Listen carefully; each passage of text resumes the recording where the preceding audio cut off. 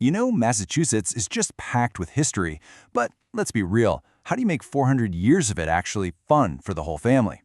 Well, today we're going on an adventure. We're going to find out how the state's most famous spots can be a truly unforgettable experience for everyone, not just the history buffs in the group. So here's the secret. It's all about finding places where history isn't just trapped behind glass. We're talking about living history, places where your family can see, touch, and really feel what the past was like. It's about turning what could be a boring history lesson into a real live adventure. All right, so here's our game plan for this little journey. We'll start with the super hands-on, immersive stuff. Then, we're going to walk in the footsteps of the revolutionaries. After that, we'll peek into the homes of some legendary American thinkers. And to wrap it all up, I'll give you some real tips for planning your own historic trip. Okay, let's kick things off with my absolute favorite kind of museum, the living kind. These are places where you don't just look at history through a window, you actually step right into it. The story is literally all around you. Just imagine this for a second. You're at Plymouth Patsett, and you're not just a tourist anymore. You're actually part of this 17th century world.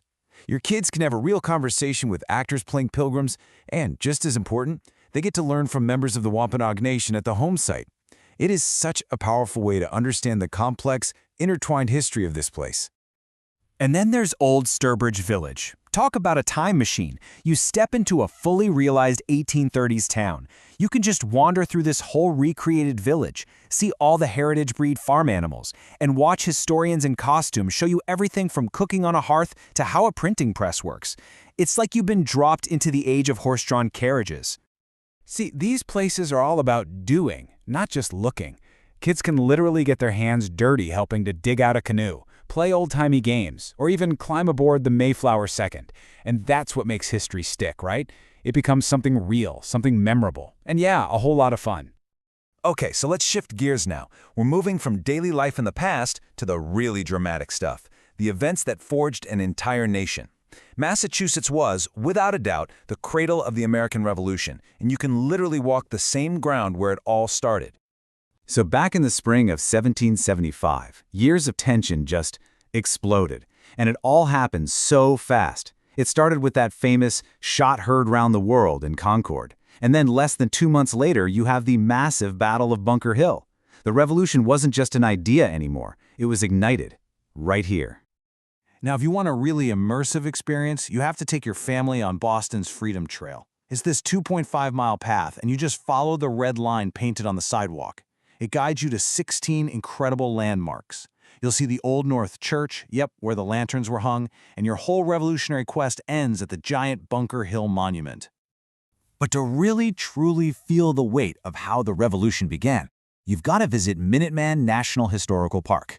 You can walk across the North Bridge, see that iconic Minuteman statue, and stand on the exact spot where colonial militia first stood up to the British Army. It's a powerful place. Gives you goosebumps. All right, let's step away from the battlefields and into the quiet rooms where some of America's greatest minds lived and worked.